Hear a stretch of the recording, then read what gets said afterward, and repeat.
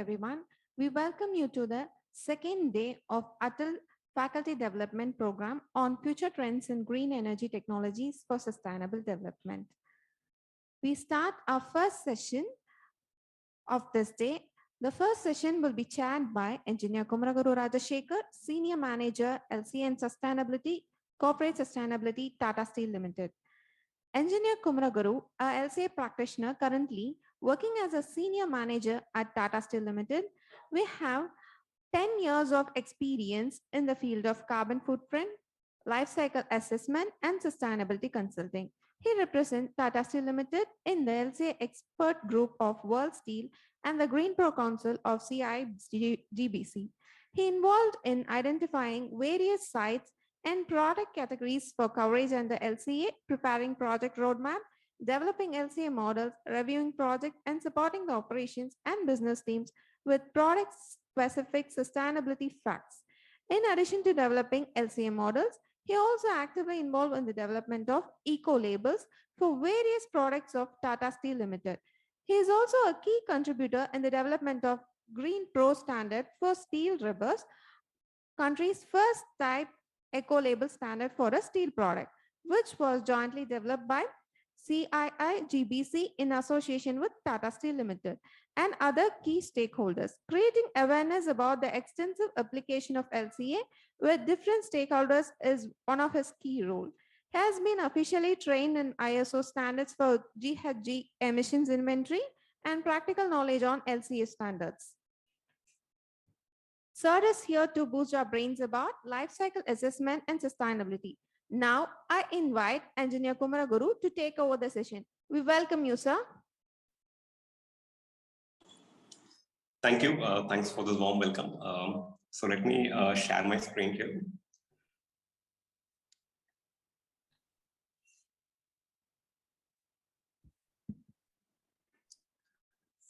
So can somebody it's yes. visible. Yeah, thank you, sir. It's visible, Kumaragaru. Thank you, sir. Thank you. So once again, good morning to all the faculty and the students here. So during this session, I will be primarily speaking about this new subject called the life cycle assessment, and also I will be taking care of how this LCA is very important from the business context, and what are some of the key drivers of LCA, especially in India, what drives this subject, and concluding remarks. So I'm sure during this 1.5 hour session, I will try to speak. Yes, sir. Sorry to interrupt. Can you switch on your video? Is it? Yeah. Thank you. Continue. Thank you. So, so during this 1.5 hour session, I will try to speak about for an hour, and then we can have if you have any questions and any clarifications, we can have a small discussion on that. So during this 1 hour, will not give you a complete understanding about the subject. However, this subject is not taught in any academic institutions. However, this will give you a brief understanding about what is LCA, why it is important, and you might have heard about other tools like carbon footprint and other things, and how this is different from other one. So in that sense, I am sure that this session will give you a basic understanding about LCA. So let's start with this. So life cycle assessment. So LCA is basically a methodological tool to assess the environmental impact of a product, considering its maximum life cycle stages. So what you see here is a life cycle of a steel manufacturing process. So if you see here, it starts with the raw material extraction, and then it goes to production of steel, and then manufacturing of a finished product, and then it goes into a use phase where it can be used in a windmill, it can be used in a building or in an automobile, and then finally it ends up in a landfill, or it can be recycled, or it can be recovered and reused for a refurbished and reused. So accounting the environmental impact of a product, considering all the stages of the product's life cycle, is nothing but the life cycle assessment. So here I have highlighted 3 things here. So those 3 things are the one which differentiates LCA from other available tools. So one, I said it's a methodological tool. So when I say methodological tool, LCA has a separate specific standards. So LCA is governed by ISO 14040 and 44. And second, I said environmental impact. So what do we mean by environmental impact? So you can call carbon footprint as an environmental impact. You can call water consumption as an environmental impact. So similarly, If you consider a carbon footprint too, it gives only one indicator, which is carbon, which is CO2. Or if you do a water footprint, it will give only one indicator, which is water consumption or specific water consumption. But when you do LCA, it gives more than one environmental indicator. So it's not about only CO2 or water.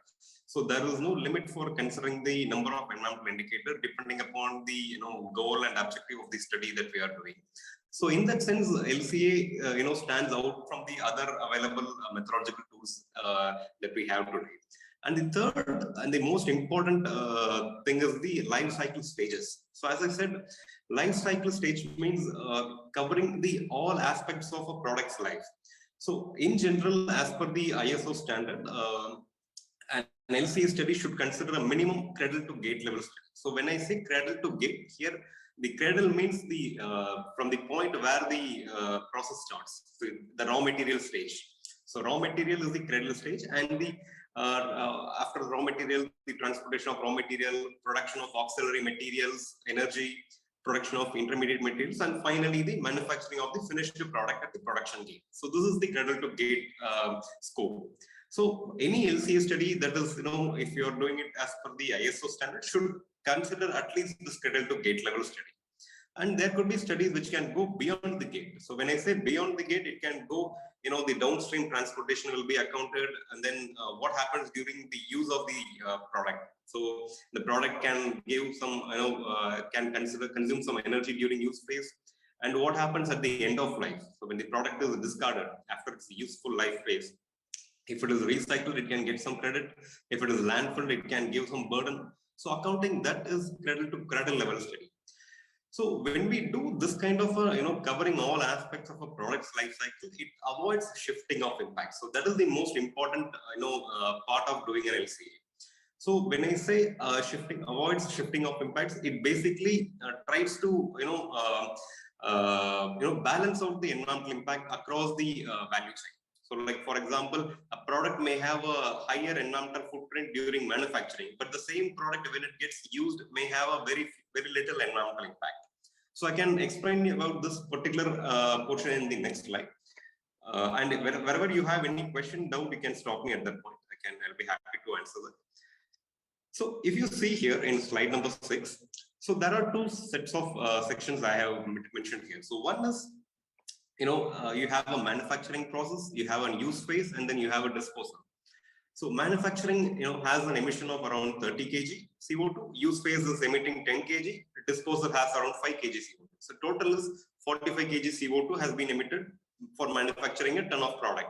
Here, the raw material impact is not added. So when we are not considering raw material impact, we assume that the total environmental impact of the product is only 45 kg CO2.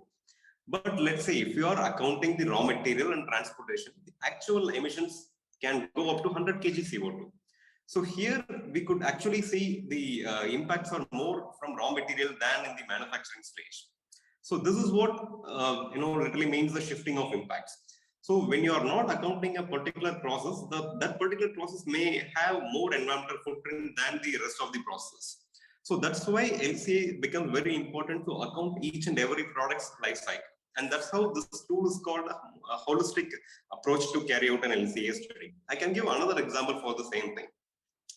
Like, for example, so since I'm from a steel background, I can give example related to steel. So today, if you look at the automobile industry is shifting towards electric vehicle and lightweighting. So one of the major things is that the automobile OEMs are trying to reduce the weight of the vehicle so that they will get better fuel efficiency, and then they can reduce their use phase emissions. So because of that, they are trying to shift from steel material, traditional steel products to alternate materials like carbon fibers or aluminum and other materials. And basis on that, they are claiming that the material is lighter in weight, so it has lesser emissions during use phase. But however, the manufacturing of aluminum or carbon fiber or magnesium-based alloys are actually more energy intensive than steel. So here you need to perform an LCA to understand what is the actual environmental impact of using the product. If you are blindly going with looking at only, let's say I'm making a vehicle and I want to reduce my tailpipe emission, and if I'm using a lightweight material, of course my tailpipe emission will reduce. but manufacturing of that particular lightweight material may have a different environmental impact at a different point of view, different place. The same goes with the current trend of moving towards electric vehicles. So electric vehicle will reduce emissions only if our electricity is green. So if you are using a coal-based thermal power for supplying electricity for electric vehicle, the impacts are while we are reducing the emissions of the tailpipe, but the emissions will happen at the power plant. So that's why LCA becomes important to account different stages of the product. So you need to account the raw material stage, you need to account the transport, you need to account the manufacture. Even the end of life is very important while doing an LCA, because a product may have a better footprint during its complete life cycle. But when you discard that product, it may give a different environmental impact. It can, if you dump it in a landfill, it can give a different environmental footprint there. So that's why LCA becomes a very, very important tool to account the product's complete life cycle stage. And that's how, LCA becomes an important tool in recent times. And companies are also adapting this kind of methodology for assessing their product footprint. So now coming to the types of LCA study, like what kind of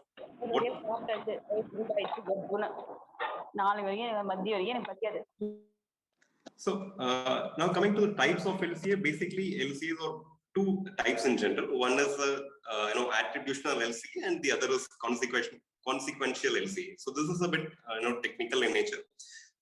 So I will try to explain it in a simple manner. Attributional LCA is nothing but attributing the environmental impact of a product for a specific period of time and accounting its impact over the global footprint. For example, normally LCA studies are carried out using a data set of 1 year. So last 12 months or 1 year. So we collect 1 year data, we do an LCA study, we will assess the environmental impact of the product. So that is called attributional LCA. So consequential LCA is nothing but a kind of a scenario. Like for example, if I am changing my process or if I am changing a technology after 1 year, so what would happen at that point of time? So that is what consequential LCA means. So basically, it's a kind of a scenario analysis where the results are analyzed for a specific scenario. So if this thing is changed to a different process or a technology, how the results would represent. That is what consequential LCA means. But normally, any LCA studies carried out by the companies at present are generally attributional LCA, because attributional LCA represents the current situation, represents the current technology, process, and everything. So that's what being followed by many companies at present. However, during for a research purpose, theoretical studies, consequential LCA will be used. But in general, companies carry out attributional LCA for assessing their product's footprint, as well as to disclose their products, life cycle based environmental impact. So that is what the types of LCA. Now coming to the results, like how results will be taken. Again, there are two sets of results for LCA. So for example, when you do LCA, we try to account the environmental impact. So now that environmental impact can be defined in two different scenarios. One is that, let's say, so I have a kind of a flow chart here. So if you look at that, you can have an easy understanding. Let's say that we are discharging a chemical into a groundwater, and that chemical flows into a lake. So when it flows into that lake, it gives more of a concentration, chemical concentration in that lake. So if you are taking results at that point, it is called a midpoint indicator. And let's say if the chemical concentration keeps on increasing, it will have some impact to the aquatic life. So the fish population will decrease, and there will be a scenario where the species will become extinct. So that endpoint, that the final one is called endpoint category. So normally, again, here also, the general LCA studies follows midpoint indicator. So they take results based on midpoint indicator. So for example, we report on CO2 emission. So CO2 emission is a midpoint indicator. However, the global warming potential, increase in global warming potential may lead to a climate change, or it may lead to some other biggest impact. So that biggest impact is the endpoint indicator. So we also have something called acidification. So acidification of lake is a midpoint indicator.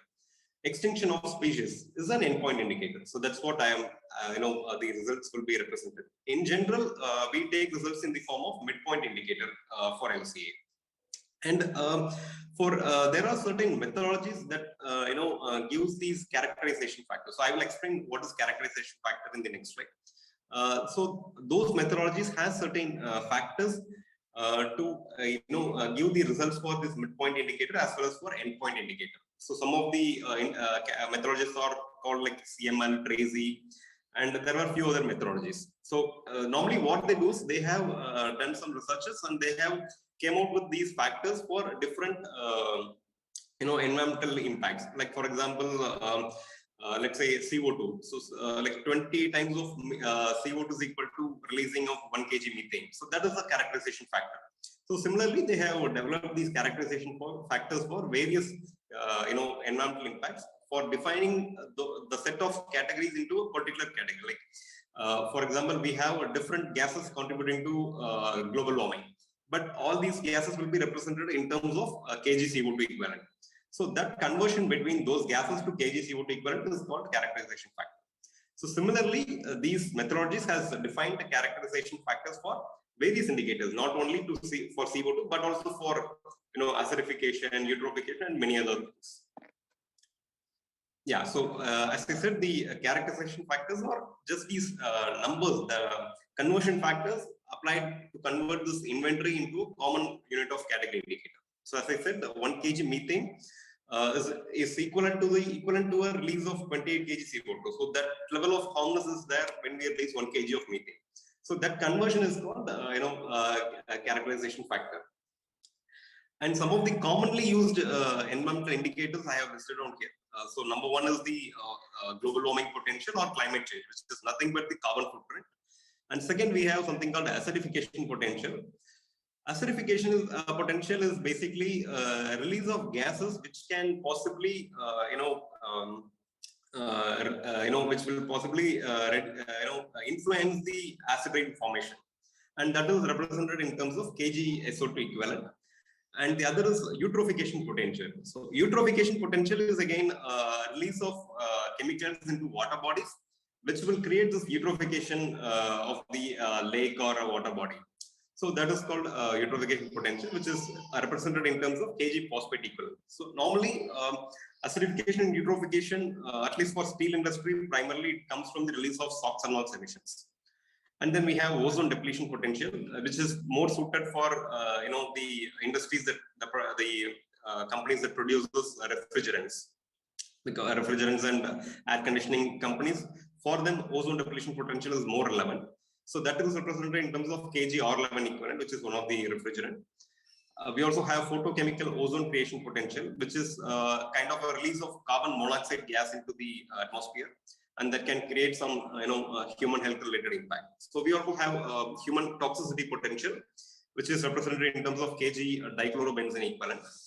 And then so other than these environmental indicators, we have resource related indicators also in LCA. So one is primary energy demand, which is so primary energy demand is basically how much of the primary energy that the product is dependent on, like for example coal, natural gas, any other fossil fuel for which the product is dependent on. So for assessing that, primary energy demand is that.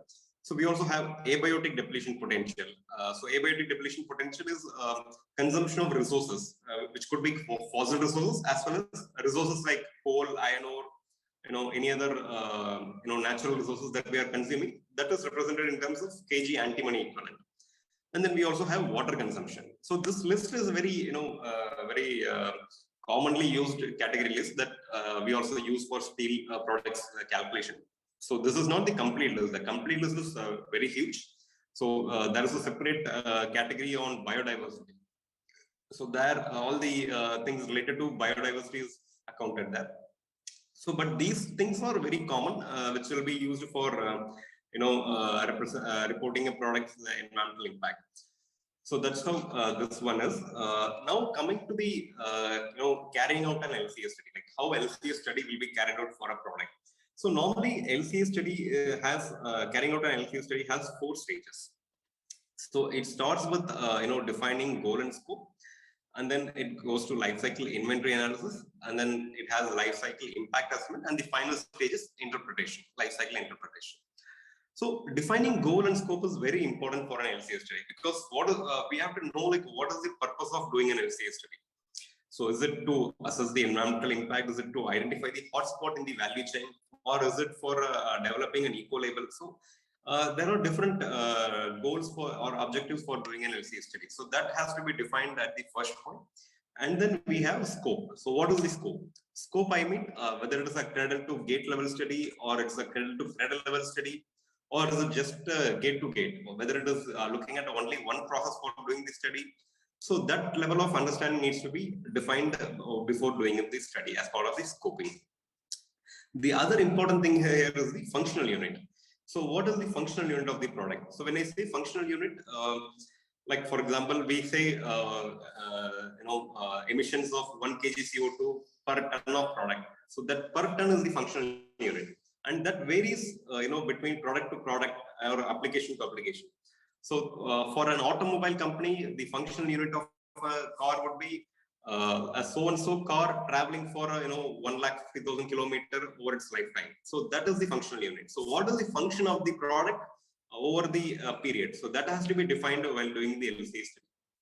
Otherwise, especially this becomes important when we do a comparative LCA. Like for example, let's say there are two different materials that is competing each other for giving a same application. For example, let's take electric vehicle and normal conventional IC engine vehicle. So here the functional unit should be very clear. So there is no point in understanding only the use phase of the product. So here the functional unit should be very clear that how much distance the car is going to travel, how many years the car is going to travel, and the scope, whether it is covering cradle to gate or it's covering gate to gate. So here the function should be clear that cradle to gate should be accounted, and the distance, what is the distance that the car is going to travel. So those things become very important here. Because if the functional unit is not same for both the comparing material, then it will give different results, which will give different insights for the company. So in that sense, functional unit becomes important. The next important stage is the life cycle inventory analysis, because so this is the stage where the data will be collected and analyzed.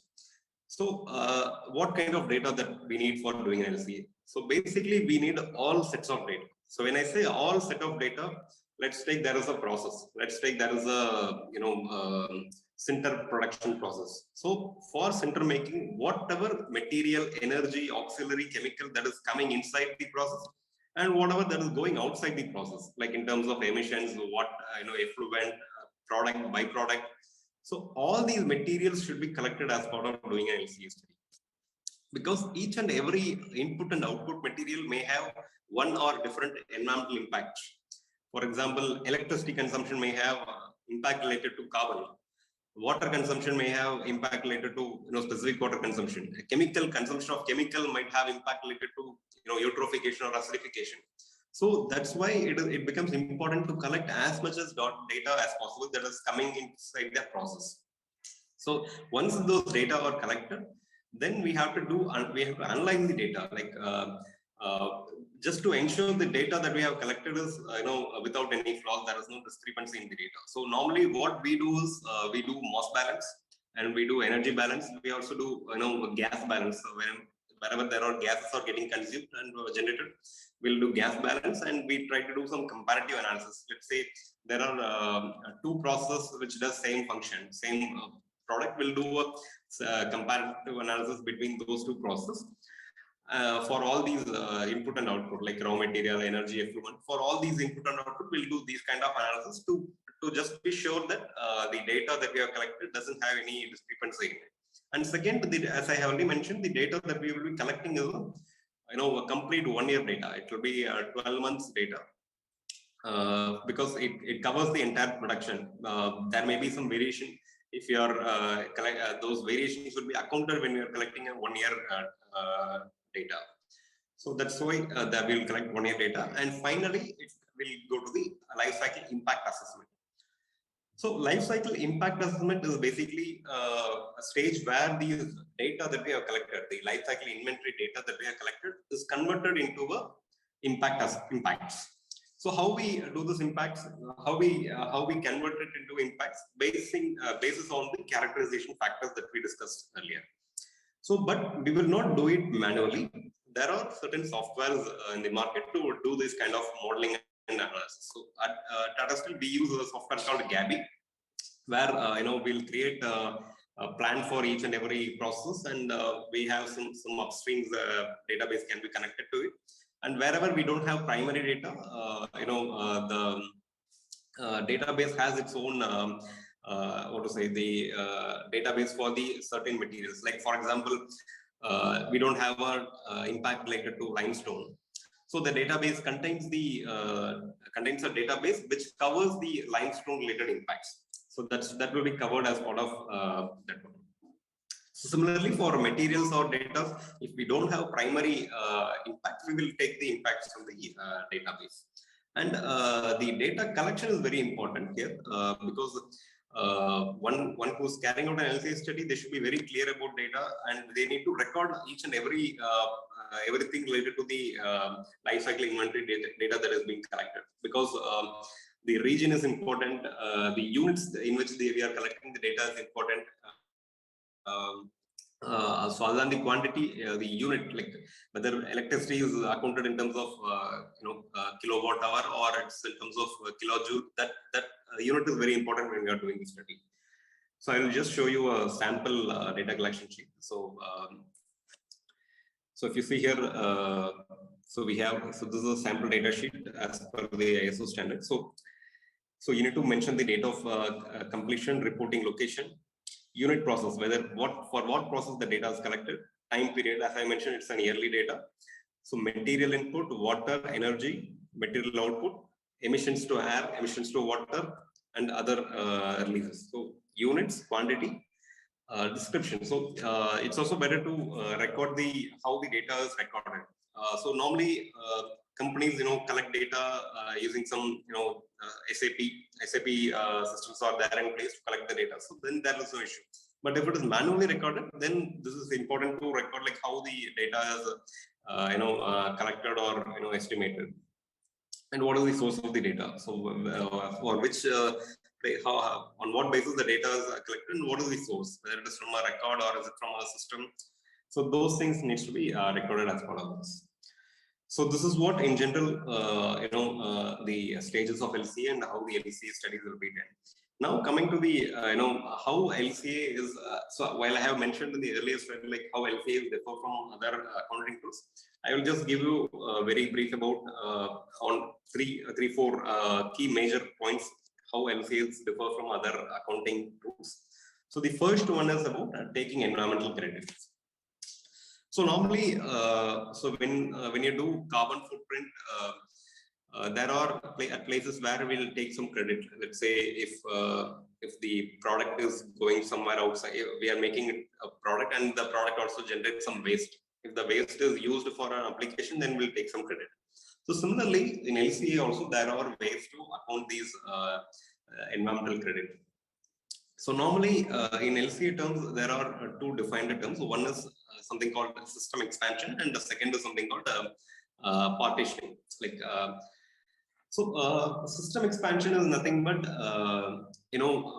we have a system where there is a process A, there is a process B, and there is a product and byproduct gets generated.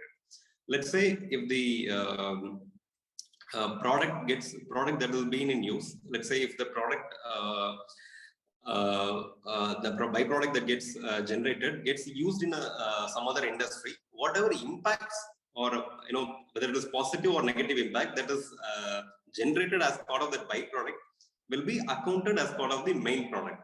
So that is called system expansion. For example, let's say the steel industry produces hot metal and slag. The slag goes outside the system and gets used in a certain application. So if it replaces a traditional material, it will generate some credit. That credit is added or subtracted from the main product's impact. So that is called system expansion. Partitioning is nothing but separating the input and output credits. Like so, the same example, we have hot metal and slag. Instead of taking accounting the credit and subtracting it here, in partitioning, what the standard says is that let's say the process, the blast furnace process generates 100 kg CO2, and we have hot metal and slag. So this 100 kg CO2 will be separated between hot metal and slag, so that hot metal's impact will be reduced, and slag will take care of certain kg of CO2 with it. So in that sense, environmental credit is given here. So I can explain in the next slide also. Yeah, so this is what I was explaining. So we have something called process A, and then we have something called process B, and then there is the final product. So there is a byproduct. So this byproduct is getting used in a certain industry, and it replaces a traditional material. So when it replaces a traditional material, it is actually getting some credit. So let's say slag is used in cement industry, and it replaces limestone. So there is a certain savings that it is making for the cement industry.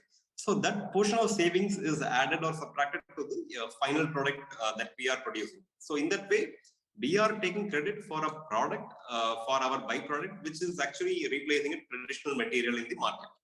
So this is what system expansion means. If it is a partitioning, what we will do is, after process B, simply we will separate the environmental burden between hot metal, the final product, and the byproduct.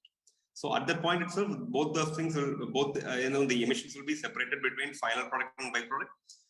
So in that case also, final product will not take the complete burden. There will be some reduction there, which will be taken care by the byproduct. So that's how environmental credit will be given. So there are instances where we need to take this call, whether to go with system expansion or to go with partitioning. If the byproduct that we are generating is not going to a bigger market, or it doesn't need any reporting, then we will go with system expansion. Again, for example, within steel industry, for coke making process, there is a generation of sulfur. Sulfur doesn't go as a so it's a very small quantity. It doesn't go into the directly go into a bigger market with the branding. So what we will do is we will go with system expansion, where the credit will be accounted and added to the main product's impact. But for the slag, the blast furnace slag, which is going outside with a different name or a different brand, there we are following a partitioning method, where the impacts are separated between hot metal and slag. There the partitioning will be applied. So this one is a very big difference between the other methodological tools and LCA. The other another biggest difference is the way that it is reported. So this is, as I have already mentioned, about the functional unit. So the functional unit should be very clear. What is the purpose? It's not about 1 ton or 1 kg of the product, but 1 ton with a specified or defined function of the product, or 1 kg of a product with a defined function. Along with the defined function, what is the impact of the product? And again, as I said, the cradle to gate level study should ideally consider all the upstream of the product. So if I am manufacturing a product, all my upstream is cradle to gate, which includes raw material, transportation of raw material, production, energy and electricity related production impact. All these things should be accounted as part of cradle to gate level study. Similarly, gate to gate is only my process. That is what gate to gate means.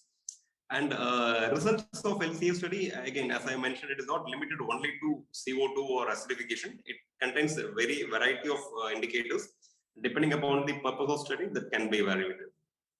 And the other important thing that I have not mentioned earlier is the consideration of data.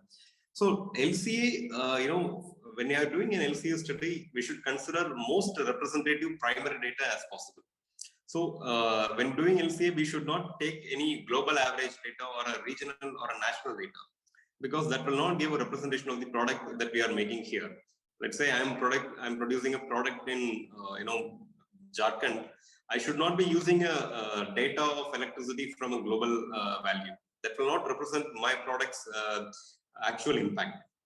So wherever, if the primary data is not at all available, then the next best case is to use a database with national average data. So the best example here is the electricity related impact. So for electricity, so there is a global data, there is a national average data, and then region specific or primary data. So first point is that we should try to use as much as the primary data. If we know the power plant's actual impact, we should use the actual coal consumption and other data related to power plant. That is the primary thing. Once that is not available, then we should look for national average data, and then if that is also not available, then we should go for global data. So this consideration of data is very, very important when doing an LCA study. So these three are some of the major considerations while doing an LCA study. On the application front, so you may be wondering like why LCA is done and what is the key applications of doing an LCA study. So number one, on the process side, LCA helps in identifying the environmental hotspots. It also helps in doing a comparison between different technologies, and we can also do benchmarking out of it. On the product side, we can use product disclosures can be developed using LCA. Environmental labeling has become very important nowadays, which follows the LCA approach. We can do comparative LCAs between different materials. We can also do collaborative studies between different customers. Like when I'm making a product and I'm selling it to a B2B customer, we can do a collaborative study to understand the use case impact. So on environmental hotspot, as I already mentioned, like so you see the for an example, I have given the entire value chain of a product. So without considering these things, you cannot identify the hotspot. Let's say if I'm a user of a product, I will generate only 10 kg CO2. But if I really want to understand the hotspot in my entire value chain, I have to map the entire processes as part of LCA. Then I will get to know the actual impact is highest from raw material side. So this is how LCA actually helps in understanding the hotspots in the entire value chain of the product. And coming to the comparison between technologies using LCA, so you see, for an example, let's say there is a process or technology A and there is a technology B. So for both the technologies are producing same product, let's assume that. So now let's say one technology consumes lesser electricity, but more of a water. And the other technology may consume more energy, but its water consumption could be lesser. So when we are carrying out an LCA studies, these insights can be easily visible. So we don't necessarily need to do a carbon footprint as well as the water footprint or any other study. So I've just given CO2 and water as an example. There we could also take indicators like acidification, resource consumption related indicators. So by performing LCA, we will get to know which indicator which product is faring how. So that is a major insights when we do LCA, when we do comparative LCAs between two different processes or technology. So I can give another example here. So at Tata Steel we have done, so that is one of the solution that we have is something called Happiness. Happiness is a construction solution. It's competing against the traditional brick and mortar construction. So we did a comparative LCA between Happiness and the the general brick and mortar structure of a similar size. So there we did the same kind of assessment, and because the purpose is same, both are a classroom type building, and but the materials used in both the construction is completely different. The traditional one uses more of a brick, cement, and rebar. But here it doesn't use much of brick and cement. So the consumption of material is actually different. So the environmental impacts are actually completely different when we looked upon both these things. So similarly, when we do a process comparison, we could get a lot of insights on what parameters, how this gets differed between two different processes, and we can take a decision out of it. And coming to product disclosure. So nowadays, environmental product declarations or EPDs are a very major requirement, especially in the green building standards. So if you take LEED standard or Griha or any other green building standard, so for building materials, they are specifically asking for EPDs. So if I'm a builder or if I'm a manufacturer of a product and if I have EPD, so there are high chances that my product gets selected in the building than a product which doesn't have EPD. So in that sense, EPDs become important, and for developing EPD, LCA is the base. So the outcome of LCA is actually developed into an EPD. So without LCA, one cannot develop EPD. So in that sense, this LCA becomes important. And other than that, we can also develop, proactively develop white papers and case studies, and we can, publish it as a transparent disclosure. Because today, the awareness among transparent environmental impact is becoming high among the consumers. So in that sense, even through CDP, customers are asking for this product intensity. So in that sense, the LCA becomes important to, transparently disclose the environmental impact of the product. Now coming to the comparative LCA studies. So we have product A and product B. So I can give another example here. So let's say one product is lightweight but has higher, but has lesser emissions during use phase. But during manufacturing, it may have highest emission. Similarly, the other product may actually has higher weight, weighs more than the other product. But in use phase, so similarly, use phase, it will not have any savings. But while manufacturing, it may have comparatively lesser emission. So the best example is shown in the the picture that I have put here. So if you look at the first one, IC vehicle. In IC vehicle, the most of the impact will be from use phase because it consumes fossil fuel. So the manufacturing or production impact is actually lesser. But if you look at the last line, the battery electric vehicle, the most of the impacts will be only at the manufacturing stage, because use phase there will not be any emission. So while you're driving a battery electric vehicle, there is no any tailpipe emission. So most of its emissions are actually from manufacturing a battery electric vehicle. So that's how LCA is covers the entire life cycle of the products. That's how it becomes important in understanding the entire life cycle and from which stage the impacts are higher. So I will stop here for a minute if there are any questions before moving to the next section.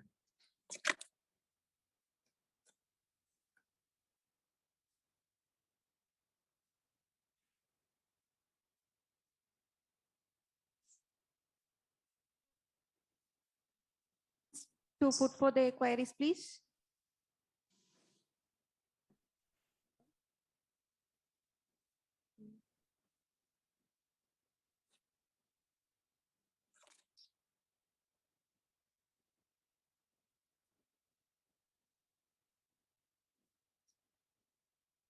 Okay, so I saw a question on battery recycling impact.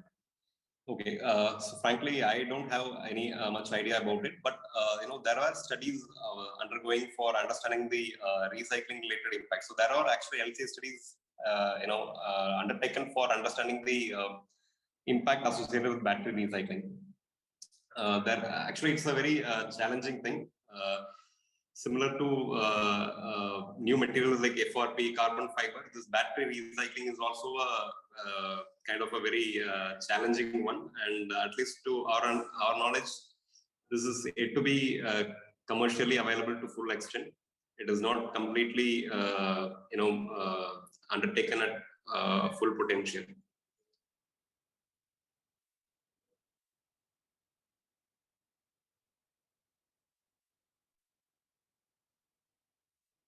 Okay, so how was the life cycle inventory data translated into environmental impact scores?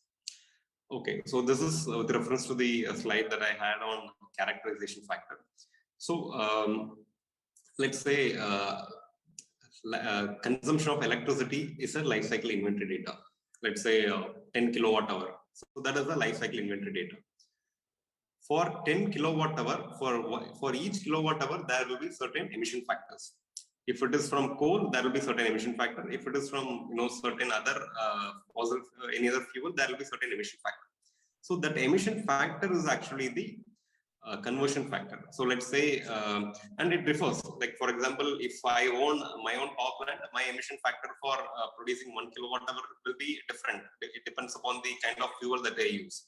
Let's say if the emission factor is 5 kg CO2 per kilowatt hour, then 5 kg CO2 per kilowatt hour multiplied with 10 kilowatt hour is the final impact. 50 kg CO2, that is the final environmental impact score. Similarly, that impact is actually that conversion factors developed for many other indicators. So acidification has its own conversion factor. So for let's say if I'm releasing 1 kg NOx into atmosphere, so there is a conversion factor for converting that NOx emissions to SO2 equivalent. Similarly, those environmental impacts or conversion factors are there, which will convert these indicators into the final environmental impacts.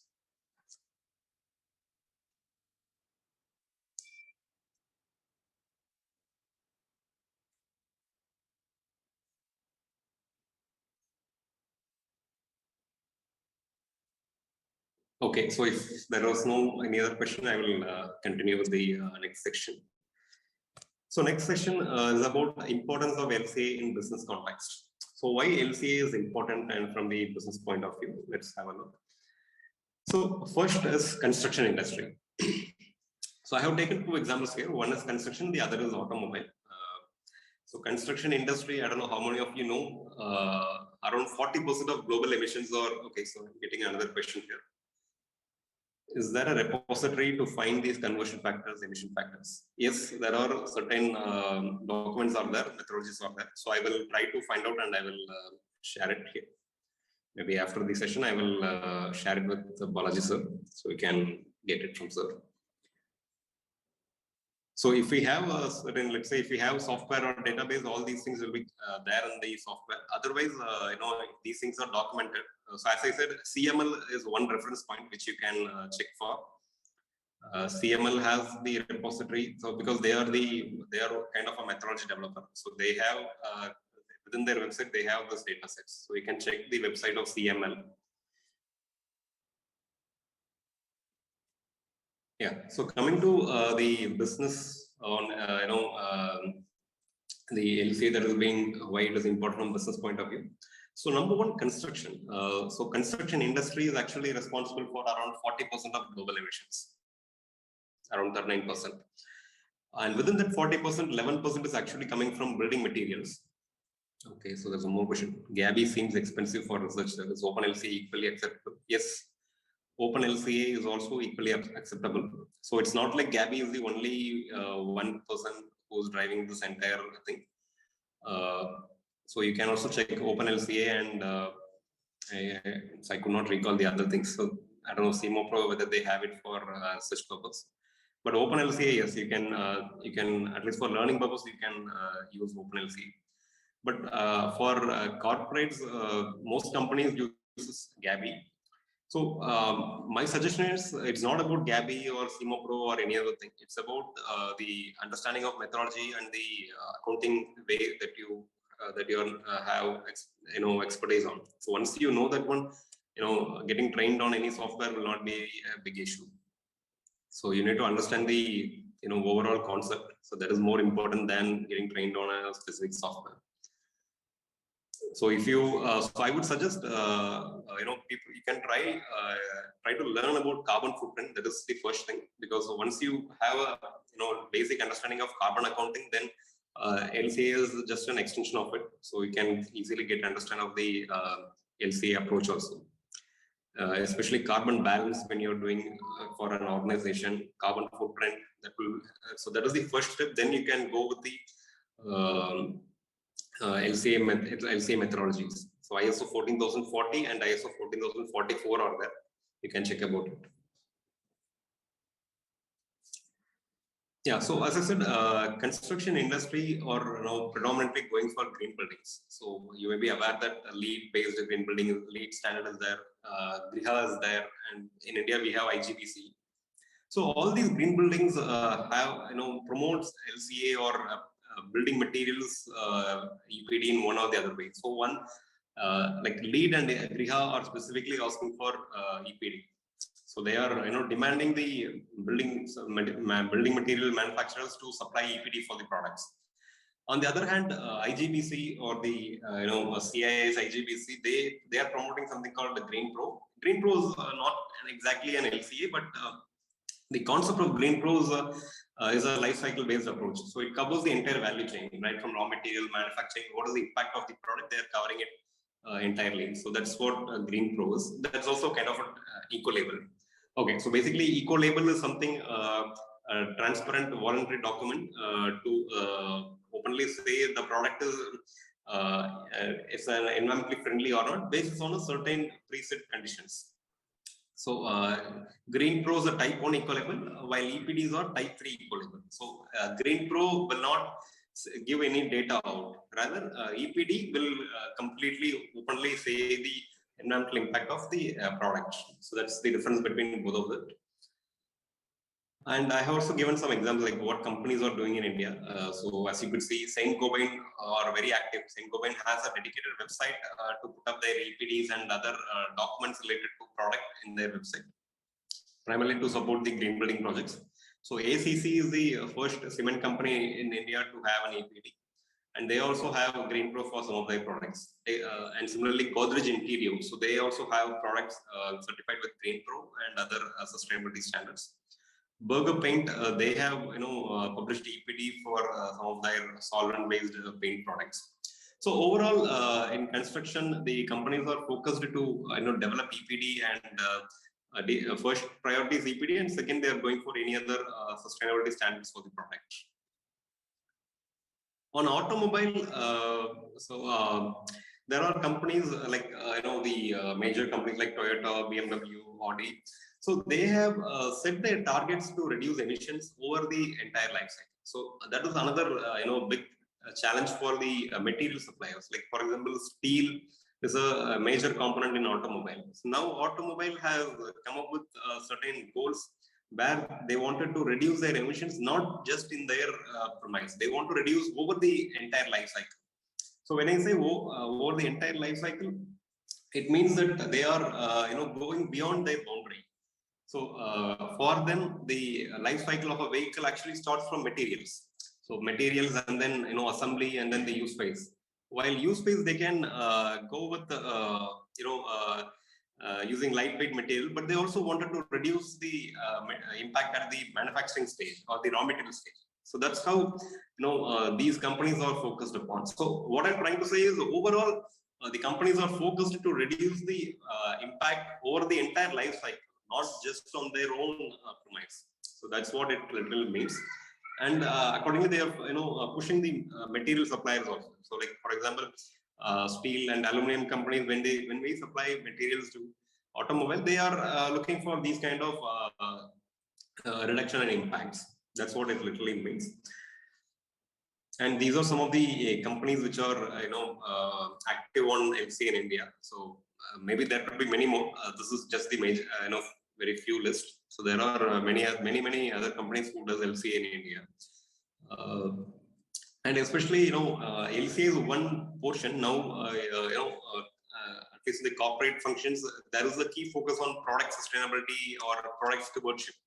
So earlier, the focus was primarily on environment. There used to be an environmental department where the impacts of the for statutory purpose, environmental related impacts are handled over there, and then there came the corporate sustainability function for primarily reporting purposes.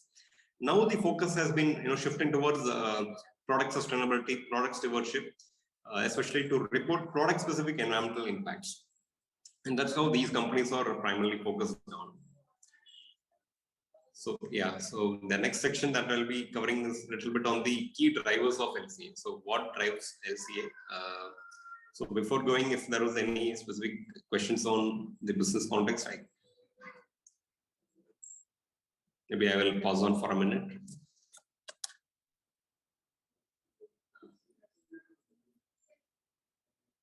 Any questions from the participant side, please?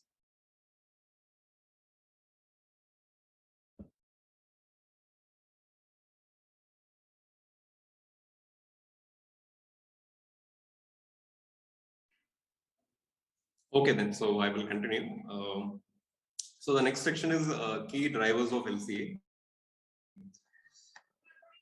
Okay, so one of the things from steel industry side, there is an international body called the World Steel Association. So World Steel Association is taking a lot of initiatives towards life cycle assessment. So they have a separate expert group where it comprises LCA practitioners from the group companies of World Steel Association. And for every 6 months, once they have they keep a meeting for primarily to understand. Okay, so I got a question here. Okay, So this is a very interesting question because so there is a question from Mr. Murugan. These companies are actively assessing, but what about their footprint reduction strategies, sir? Any information on that? Okay, so I can take again example from Tata Steel itself. So LC is a subject which is rapidly or rigorously taken in very few, in the last few years by companies in India. So there is no as such. Of course, there are strategies developing by companies to reduce these impacts, but the departments like environmental department or energy departments are there since decades in the companies, which is primarily focused on to reduce these kind of impacts. So as an LCA practitioner or a team primarily to carry out LCA studies, this team will primarily indicate where the impacts are higher and what could be the possible reasons, and basis on that the concerned departments will take note of it to reduce the impacts.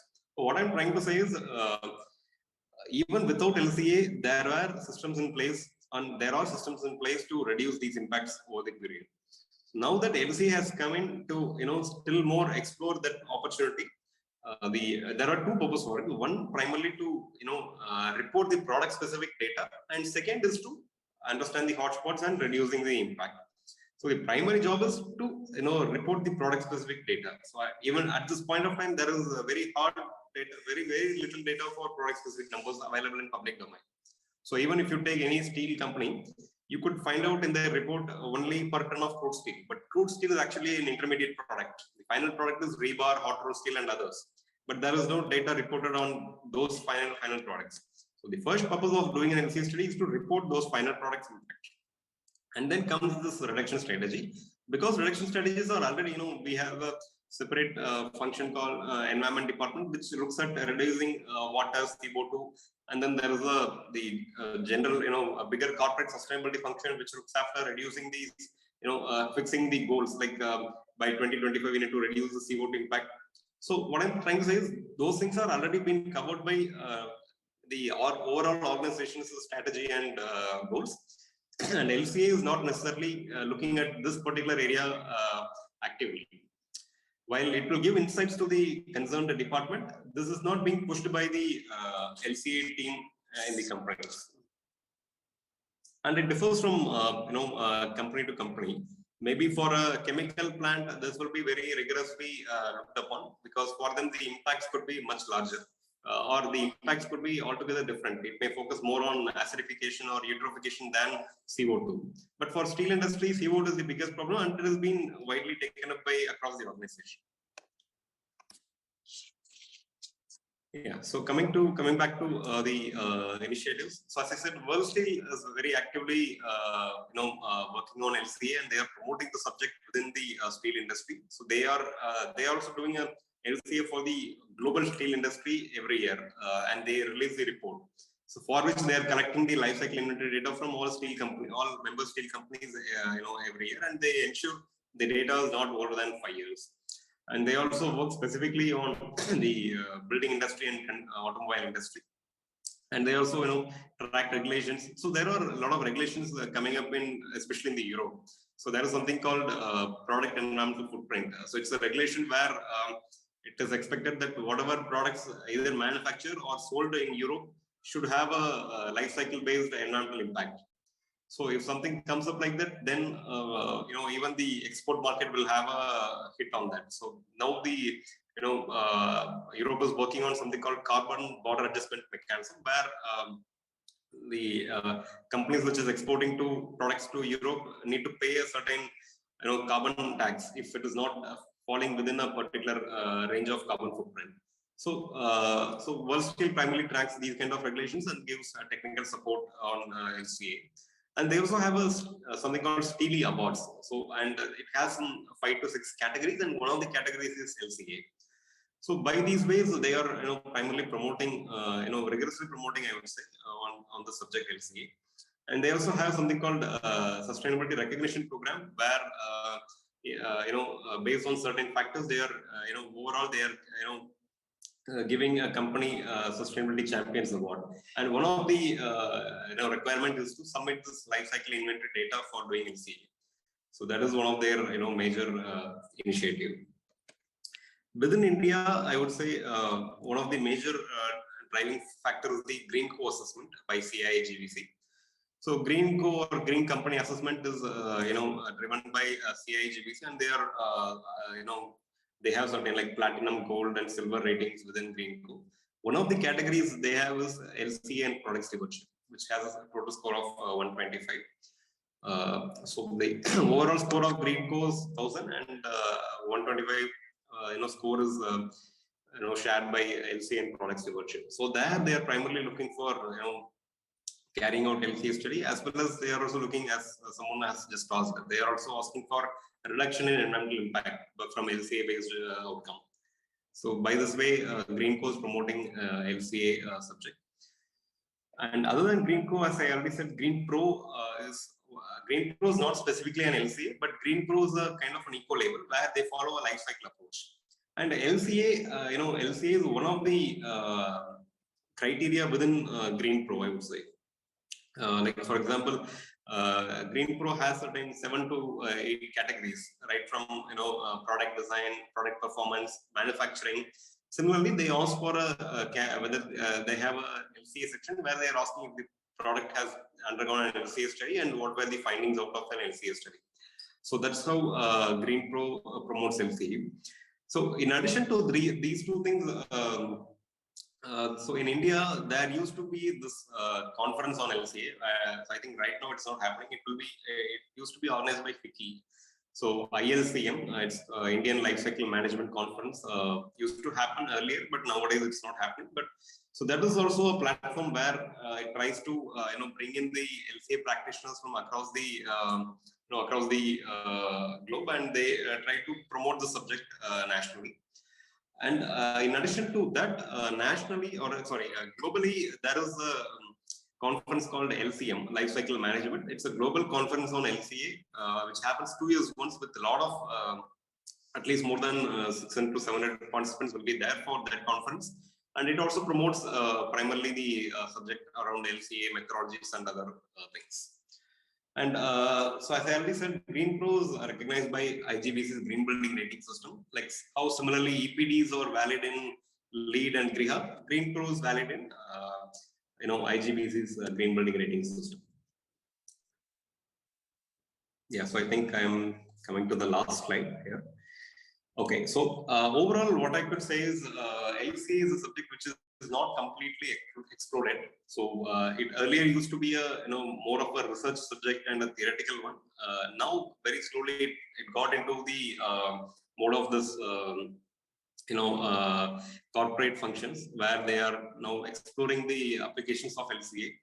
So I strongly suggest LCA can be used in many different applications, especially the design for environment. So design for environment is nothing but the when you're designing a product which you want it to be an environmental friendly in nature, you can use LCA as a tool to understand how the product could be designed for environmental friendly nature.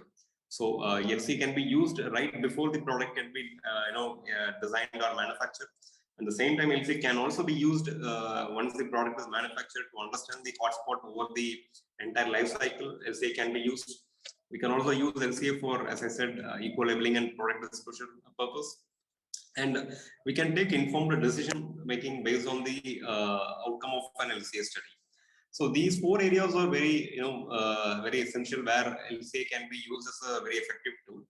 And so I strongly suggest the students here to read many documents or research papers on LCA. There are plenty of research papers available on LCA.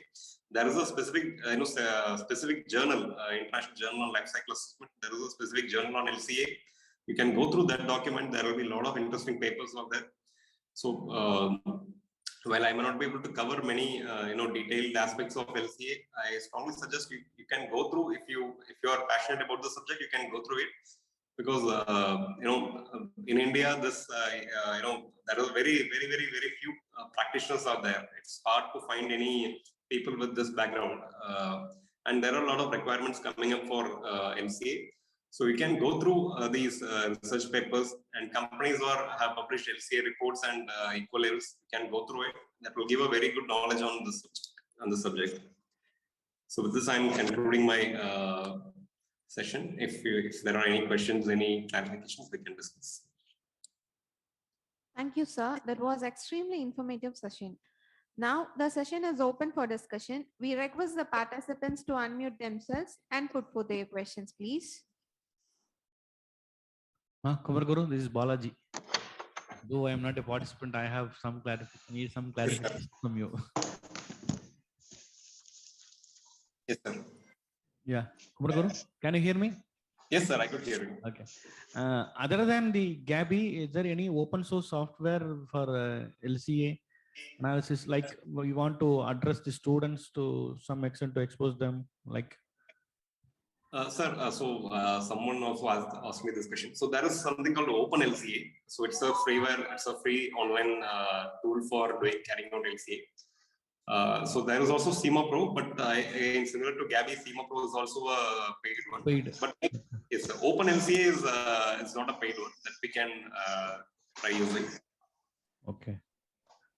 And how far the education, or is there any certification course for LCA so that they can get skill sets?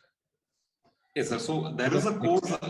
There is a course available in Coursera on LCA. That is one thing. Second, CII GBC. They are organized. They have, I think, just 1 or 2 years back, they have initiated a certification course on LCA. CII.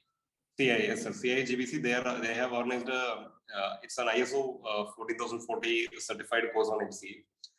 But I'm not sure whether it is open for only the experienced people or for students. But that we can check, sir. So CII is open, so that we can check. And what about the job market? With what skill sets they need when they want to? So there are job markets available for LCA. So as I was just concluding, there are very few people available in India for LCA. So you will not believe that we actually wait. We used to wait for 2 years for hiring one person for LCA. So there are what kind of skill sets the graduate should have? Sir, so I think so the background should have the people with the background on energy, environmental, with some understanding on carbon footprint, they will be easily able to get onto the LCA calculations. It will not be much tougher, because I learned LCA before joining Tata Steel. I had experience only on carbon footprint, and LCA I actually learned after joining Tata Steel. So people who has good understanding about the carbon footprint assessment, they will be able to catch up LCA very easily. Okay. Thank you, Kumar Guru. Thanks for spending time with us, and I thank you personally. And it was very much informative and professional. And I think some of the participants will also have some questions. Thank you, Kumar Guru. Thank you. Thank you, sir. Thank you, sir.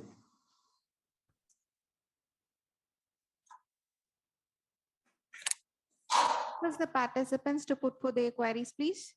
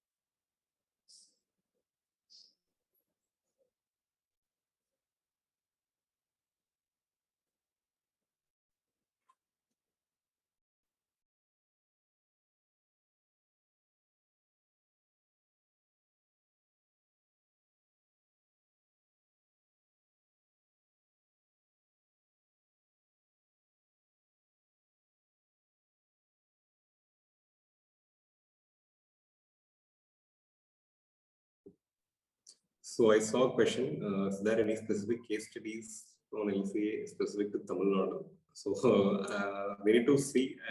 I don't remember, but I remember the company Spira, which owns this Gabby software. They have done some LCA for the textile, manufacturing based out of Tirupur, but we need to find out. So I don't recall it. I don't have it, immediately. But if you search, you can get that. So I don't think it will not possible. There must be studies carried out for plants based out of Tamil Nadu, but we need to check out. Yes, sir. Can you here just write down the names of institutes who are providing certified courses on LCA? So at present, I could recall only CII JBC, who is giving a certified course on LCA. Other than them, I don't recall any other institutes who's giving LCA. So, but many people on their own interest as doing LCA as part of their PhD and research for their research purpose. So that's the only thing. But on certified course, I could recall only CII JBC. They are giving it. Topics covered in the presentation, informative. Thank you. You are getting more accolades, man. Thank you, sir. So that's. Thank you. Thank so you. if somebody is very interested on the subject, I would suggest to really you can work on it. You can read about it. So after you go through, read about it, because there are a lot of opportunities for the subject. So if you're really passionate, you can actually the subject is interesting. Once you get into it, you will actually keep on working on this. So if somebody is interested, you can read, go through it. You can contact me if you have any doubt or if you need any guidance. There is no other question. I think we can wrap up the session. Thank you, Kumaraguru. Thanks for your wonderful insight on LCA and professional way of addressing the gathering. Thank you very much, man. Thank you, sir. Thanks everyone. Okay. Thank you, sir, for the excellent session and for being a part of this faculty development program. Thank you, everyone. Thank you. Thanks, everyone. Thank you.